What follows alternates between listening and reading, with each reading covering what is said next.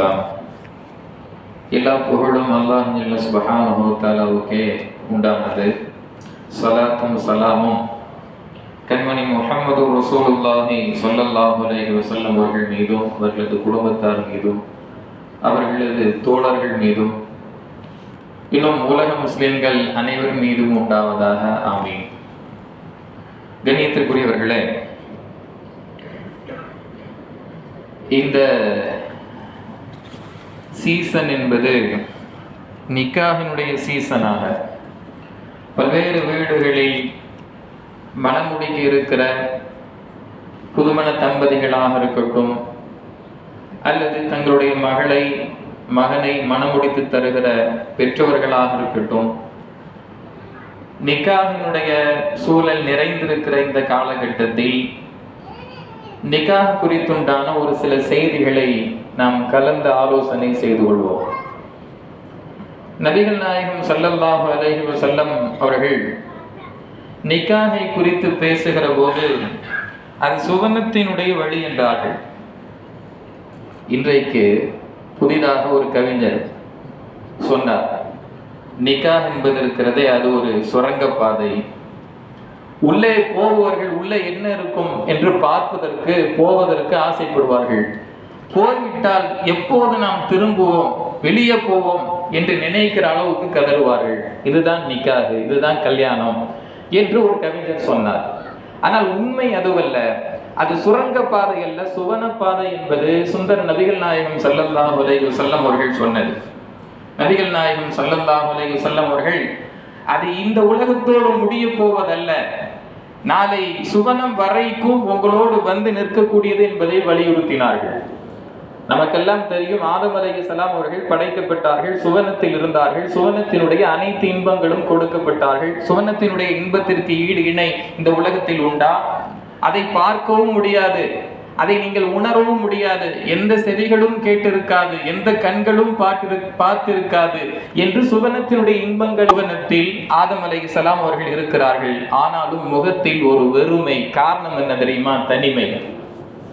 அதற்கு பிறகு ஆதம் அலைஹிஸ்ஸலாமுடைய மனைவியை அங்கே சேர்க்கிற போதுதான் தாங்கள் சுவனத்தில் இருக்கிறோம் என்பதையே ஆதம் நபி அலைஹிஸ்ஸலாம் அவர்கள் உணர்ந்தார்கள் என்று எழுதுவார்கள்.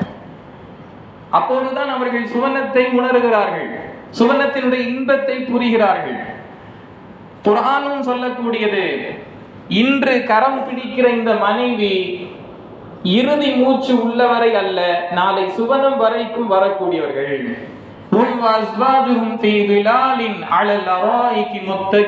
சூரத்து யாசீனில் அல்லாஹ் குறிப்பிடுவான். அவர்கள் மனைவிமார்களோடு ஜோடியாக அங்கே சுவனத்தில் மகிழ்ச்சியோடு இருப்பார்கள் என்பது திருக்குர்ஆனுடைய வார்த்தை. எனவே அந்த சுவனம் வரைக்கும் தொடரக்கூடிய ஒரு உறவு, ஒரு சுன்னத்து, ஒரு அமல் என்று சொன்னால் அது கொஞ்சமும் பொய்யாகாது. நபிகள் நாயகம் ஸல்லல்லாஹு அலைஹி வஸல்லம் நபிகள் நாயகம் ஸல்லல்லாஹு அலைஹி வஸல்லம் அவர்கள் சஹாபாக்கள்கிட்ட சொல்றாங்க, உங்களுடைய மனைவிமார்களோடு தாம்பத்திய உறவில் ஈடுபட்டாலும் அதற்கு நன்மை எழுதப்படுகிறது என்று சஹாபாக்களிடத்தில் சொல்கிற போது, அதற்கு எதற்கு நன்மை? பாவங்கள் செய்தால் உங்களுக்கு தீமை எழுதப்படுகிறது அல்லவா? அப்போது நீங்கள் நல்ல வழியிலே ஹலாலான முறையில் ஒன்று கூடுகிற போது நன்மை எழுதப்படுவதில் என்ன ஆச்சரியம் இருக்கிறது என்று நபிகள் நாயகம் ஸல்லல்லாஹு அலைஹி வஸல்லம் அவர்கள் கேட்டார்கள். அது ஒரு அமல், அது ஒரு இபாதத் என்பதாக திருக்குர்ஆனும் ஹதீஸும் நமக்கு அழுத்தமாக சொல்லித் தருகிறது. அப்படிப்பட்ட அந்த நிக்காஹ் குறித்துண்டான செய்திகள் நாம் நம்முடைய கவனத்தில் கொள்ள வேண்டும். இந்த காலகட்டத்தில் நபிகள் நாயகம் ஸல்லல்லாஹு அலைஹி வஸல்லம் அவர்கள் சொன்ன பிரபல்யமான ஹதீஸ், கைருக்கும் கைருக்கும் லிஅஹ்லிஹி வ அன கைருக்கும் லிஅஹ்லி. உங்களில் சிறந்தவர் இருக்கிறார் யார்? உங்களுடைய குடும்பத்தில் சிறந்தவர் தான் உங்களில் சிறந்தவர், நான் என்னுடைய குடும்பத்தில் சிறந்தவர் என்றார்கள். நபிகள் நாயகம் ஸல்லல்லாஹு அலைஹி வஸல்லம் அவர்கள் இந்த உலகத்தில் பெறாத புகழ் அல்ல, எல்லா துறைகளிலேயும் சாதனை பெற்றவர்களாக முன்மாதிரி மனிதராக பெருமானார் ஸல்லல்லாஹு அலைஹி வஸல்லம் அவர்கள் வாழ்ந்தார்கள். ஆனால் அவைகளை உதாரணமாக நபி அவர்கள் சொல்லவில்லை. என்னுடைய வீட்டில் நான் சிறந்தவனாக இருக்கிறேன், என்னை போல நீங்கள் வாழுங்கள் என்றார்கள். யாருக்கு அப்படி சொல்வதற்கு தகுதி? என்ன மாதிரி நீங்கள் வாழுங்கன்னு ஒரு ஆள் சொல்லணும்னா எவ்வளவு தைரியம் இருக்க வேண்டும்? நபிகள் நாயகம் ஸல்லல்லாஹு அலைஹி வஸல்லம் அவர்கள் அப்படி சொன்னார்கள். நான் என்னுடைய குடும்பத்தோடு எப்படி வாழ்ந்திருக்கிறேனோ, விட்டு கொடுத்து வாழ்ந்திருக்கிறேனோ, மகிழ்ச்சியை வெளிப்படுத்தி இருக்கிறேனோ, சந்தோஷமாக இருந்திருக்கிறோமோ, அதுபோல் நீங்கள் வாழுங்கள் என்று நபிகள் நாயகம் ஸல்லல்லாஹு அலைஹி வஸல்லம் அவர்கள் சொல்லிவிட்டு அதை தன்னுடைய வாழ்க்கையை உதாரணமாக எடுத்து சொல்லி, நீங்கள் வாங்குகிற பெயரும் பிரபல்யங்களும் பொருளாதார வளர்ச்சியும் அது உங்களுடைய வெற்றிக்கு காரணமாக இருக்காது, உங்களுடைய நற்பெயருக்கு காரணமாக இருக்காது. உலகமே சேர்ந்து உங்களை பாராட்டலாம், வீட்டில் இருக்கக்கூடிய மனைவி சொல்லக்கூடிய குற்றம் என்பது கணக்கில் எடுக்கப்படாது என்பதல்ல, அதுதான் உங்களுடைய உண்மையான சர்டிபிகேட், சான்றிதழ் என்று நபிகள் நாயகம் ஸல்லல்லாஹு அலைஹி வஸல்லம் அவர்கள் சொன்னார்கள். அப்படிப்பட்ட அந்த மேலான நிக்காஹ் குறித்து நாம் எந்த அளவுக்கு கவனத்தோடு இருக்கிறோம் என்பதை யோசிக்க வேண்டும். முசல்லாக்களில் மட்டும் நாம் நல்லவர்களாக இருந்து விட்டோம் என்று சொன்னால் அல்லாஹ்வுடைய அருளை பெற்றுவிட முடியாது. மனிதர்களுக்கு செய்ய வேண்டிய கடமைகளிலேயும் நாம் நன்முறையில் இருக்க வேண்டும். அதனால்தான் 3 சஹாபாக்கள் பெருமானார் ஸல்லல்லாஹு அலைஹி வஸல்லம் அவர்களுடைய வாழ்வியலை கேட்டறிந்து விட்டு, நான் இனி நோன்பு இருக்க போகிறேன், நான் இன்று துறவியாக ஆகிவிடுகிறேன் என்று சஹாபாக்களில் சிலர் சொல்வதை கேள்விப்பட்ட பெருமானார் ஸல்லல்லாஹு அலைஹி வஸல்லம் அவர்கள் பாராட்டவில்லை, வரவேற்கவில்லை, கண்டித்தார்கள். அப்படி சொல்லாதீர்கள். உங்களுடைய மனைவிக்கு செய்ய வேண்டிய கடமை இருக்கிறது. இந்த சமூகத்தில் நீங்கள் சேர்ந்து ஒன்றிணைந்து வாழ்ந்து இப்படியெல்லாம் செய்ய வேண்டியது இருக்கிறது. எதுவும் வேண்டாம், அல்லாஹ் மட்டுமே என்று முசல்லாவிற்குள் வந்து தொழுகிற அந்த நிலை, அந்த துறவரத்தை இஸ்லாம் ஒருபோதும் வரவேற்கவில்லை. உங்களில் நான் இரையச்சம் உள்ளவராக இருக்கிறேன், நான் செய்ய வேண்டிய கடமைகள் நெல்முறையில் செய்யவில்லையா? நபி அவர்கள் கேட்டார்கள். நான் நிக்காஹ் செய்திருக்கிறேன், நான் வாழ்ந்து கொண்டிருக்கிறேன், சமூகத்தோடு ஒன்றிணைந்திருக்கிறேன், என்னை நீங்கள் உதாரணமாக எடுத்துக்கொள்ள வேண்டும். எதுவும் வேண்டாம் என்று ஒதுங்கி போவது அது இஸ்லாம் சொல்லித் தருகிற வழிமுறை இல்லை என்பதை பெருமானார் ஸல்லல்லாஹு அலைஹி வஸல்லம் அவர்கள் சொன்னார்கள். கணவன் அவர் கொள்ள வேண்டிய சில கட்டுப்பாடுகள், மனைவிக்கு இருக்க வேண்டிய தகுதிகள், அறிவுரைகளாக திருக்குர்ஆன் சொல்லித் தருகிறது. கணவன் எப்படி இருக்க வேண்டும்? திருக்குர்ஆன்ல நிறைய நிகழ்வுகள் எல்லாம் தேவையில்லை. பொதுவா ஒரு செய்தி என்ன தெரியுமா? குர்ஆன் என்பது அது மனிதர்களுக்கானது. அதனால் தான் இபாதத்து குறித்துண்டான செய்திகளை அதிகமாகவெல்லாம் பேசவில்லை. அவைகளை விட அதிகமாக குடும்பத்தோடு எப்படி நடந்து கொள்ள வேண்டும் என்பதை குறித்து தான் குர்ஆன் பேசுகிறது. கணவன் மனைவி எப்படி வாழ வேண்டும் என்பதையும் பல்வேறு இடங்களில் பேசுகிறது. அதில் குறிப்பாக நாம் தேர்ந்தெடுத்து சொல்வதானால், ஒரு கணவருக்கு 2 அறிவுரைகள், மனைவிக்கு 2 அறிவுரைகள் இன்று இஸ்லாம் சொல்லக்கூடிய அந்த விஷயத்தை நாம் பார்க்கலாம். ஒரு கணவன்மார் எப்படி இருக்க வேண்டும்? பிமா அன்ஃபகு மின் அம்வாலிஹிம், அவர்கள் தங்களுடைய மனைவி மக்களுக்கு செலவழிப்பதில் யோசிக்க கூடாது. அதை ஒரு இபாதத்தாகவே ஹதீஸ்களில் பார்க்கிறோம். பெருநாளினுடைய மிகச்சிறந்த அமல் என்னவென்று பார்த்தால், பெருநாளுடைய தொழுகை என்று என்னவெல்லாம் சொல்ல முடியும். ஆனால் மிக முக்கியமான அமலாகவே நபிகள் நாயகம் ஸல்லல்லாஹு அலைஹி வஸல்லம் அவர்கள் சொன்னார்கள், குடும்பத்திற்கு செலவு செய்வது என்பார்கள். அதுதான் மிகச்சிறந்த அமல், அதுதான் அதிக நன்மைகளை பெற்றுத்தரக்கூடியது. அதில் நம்ம யோசிக்க கூடாது என்பதை பெருமானார் ஸல்லல்லாஹு அலைஹி வஸல்லம் அவர்கள் சொன்னார்கள். இது முதலாவது செய்தி. கணவன் தான் செலவழிக்க வேண்டும், மனைவி செலவழிக்கக்கூடிய கடமை அவர்களுக்கு இல்லை. அவர்களிடத்தில் கேட்டு பெறக்கூடிய உரிமை கணவனுக்கு இல்லை. கணவன் தான் மனைவிக்கு செலவழிக்க வேண்டும், பிள்ளைகளுக்கு செலவு செய்ய வேண்டும் என்று திருக்குர்ஆன் சொல்கிறது. இரண்டாவது வேறொரு இடத்தில் வஆஷிரூஹுன்ன பில் மஅரூஃப், அவர்களிடத்தில் நல்ல விதத்தில் நடந்து கொள்ள வேண்டும் என்று ஆண்களுக்கு திருக்குர்ஆன் கட்டளையிடுகிறது. விட்டு கொடுக்க வேண்டியவர்கள் கணவன்மார்கள் தான், அவர்கள் தான் விட்டு கொடுத்து போக வேண்டும். ஏனென்றால் ஆண்கள் இருக்கிறார்களே இந்த உலகத்தில், உலகம் அவர்களுடைய உலகம் என்பது பெரியது. எல்லாவற்றையும் பார்க்கிறார்கள், பல்வேறு மக்களை பார்க்கிறார்கள், பல்வேறு மக்களிடத்தில் பேசுகிறார்கள், பழகுகிறார்கள். இப்படி இருக்க பெண்களினுடைய உலகம் என்பது அது நாமும் நம்முடைய பிள்ளைகளும் வீட்டை சார்ந்ததுதான். நம்மை பாதுகாக்க வேண்டியதுதான் அவர்களுடைய மிக முக்கியமான பொறுப்பு. ஒரு நல்ல மனைவி எப்படி இருக்க வேண்டும் என்பதை சொல்லித் தருகிற பெருமானார் ஸல்லல்லாஹு அலைஹி வஸல்லம் அவர்கள், கணவன் ஒரு கட்டளை இட்டால் அதற்கு கட்டுப்படுவார் என்றார்கள். ஒரு மனைவி கட்டுப்படுவார். எப்போதெல்லாம் கணவர் பார்க்கிறாரோ அப்போது மன மகிழ்ச்சியை தருவார். அல்லதி தசுர்ருஹு இதா நவர இலைஹா, கணவன் பார்க்கிற போது மகிழ்ச்சியை தரக்கூடிய அந்த பெண்மணி, கணவனுக்கு கட்டுப்படக்கூடிய பெண்மணி, இன்னும் கணவனினுடைய பொருளாதாரமாகட்டும், தன்னுடைய மானம், உயிர் எல்லாவற்றையும் பாதுகாக்கக்கூடியவர்களாக ஒரு பெண்மணி, ஒரு மனைவி இருக்க வேண்டும். அவர்கள்தான் ஹைருன் நிசா, பெண்களிலேயே மிகச் சிறந்தவர்கள் என்றார்கள் பெருமானார் ஸல்லல்லாஹு அலைஹி வஸல்லம் அவர்கள். அப்படிப்பட்ட அந்த பெண்களிடத்தில் நாம் விட்டு கொடுத்து போக வேண்டும். விட்டு கொடுக்கக்கூடிய தன்மை என்பது அது கணவனை சார்ந்தது, ஆண்களை சார்ந்தது என்று திருக்குர்ஆன் சொல்லுகிறது. இது கணவன்மார்கள் செய்ய வேண்டிய 2 கடமைகள், அவர்களுக்கு திருக்குர்ஆன் சொல்லக்கூடிய அறிவுரைகள். மனைவிமார்களுக்கு சொல்லக்கூடிய அறிவுரைகள் என்று சொன்னால், ஃபஸ்ஸாலிஹாத்து கானிதாத்துன், ஒழுக்கமான பெண்மணிகளாக, கட்டுப்படக்கூடிய பெண்களாக, செவிசாய்க்கக்கூடிய பெண்களாக மனைவிமார்கள் இருக்க வேண்டும்.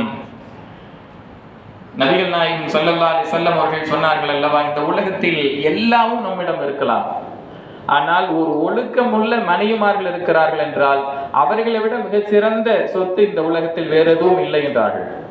நமக்கு கட்டுப்படக்கூடிய, ஒழுக்கத்தோடு நம்மை பாதுகாக்கிற, நம்முடைய குடும்பத்தை காக்கிற அந்த மனைவி நமக்கு கிடைத்து விட்டார்கள் என்று சொன்னால் அதைவிட பெரிய பாக்கியம் இந்த உலகத்தில் வேறு எதுவும் இல்லை என்றார்கள்.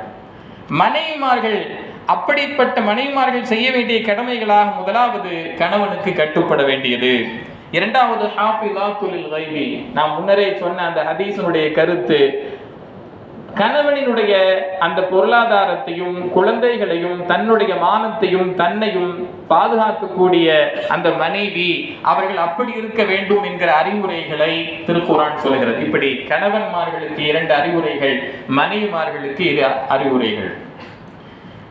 இன்னைக்கு கணவன் மனைவி உறவு என்பது அவர்களோடு நின்று போவதில்லை, சுற்றி இருக்கக்கூடிய நபர்களும் அதிலே சம்பந்தப்படுகிறார்கள்.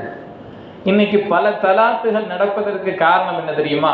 கணவன் மனைவி கூட அப்படி இப்படி அட்ஜஸ்ட் பண்ணி போயிடுவாங்க, ஆனா சுற்றி இருக்கவர்கள் விடமாட்டார்கள்.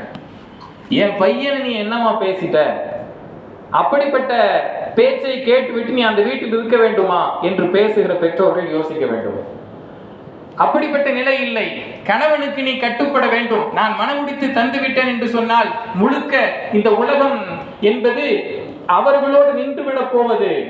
அவர்களுக்கு செய்ய வேண்டிய கடமைகள், நன்முறையில் நீங்கள் செய்ய வேண்டும், கொஞ்சம் அட்ஜஸ்ட் பண்ணி தான் போகணும் என்று சொல்ல வேண்டிய பெற்றோர்கள், இருக்கிற வரைக்கும் இருமா பார்த்துக்கலாம், அவர் இன்ன பேச்ச பேசிட்டார்ல, ரொம்ப பேசினார்னா பிரச்சனை இல்லை என்று சொல்லக்கூடிய அந்த பெற்றோர்கள், அவர்கள் தான் இன்றைக்கு பல தலாக்குகள் நடப்பதற்கு காரணமாக இருக்கிறார்கள்.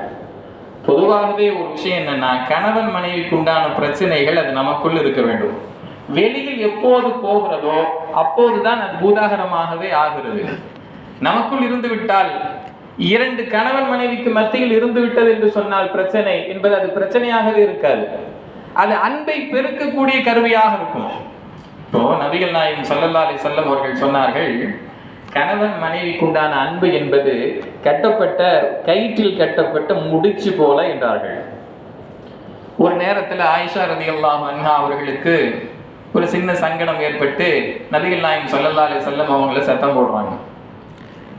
எல்லா பிரச்சனைலாம் முடிஞ்சதுக்கு பிறகு ஆயிஷா ரலியல்லாஹு அன்ஹா கேட்டாங்க, இப்போ முடிச்சு எப்படி இருக்கு?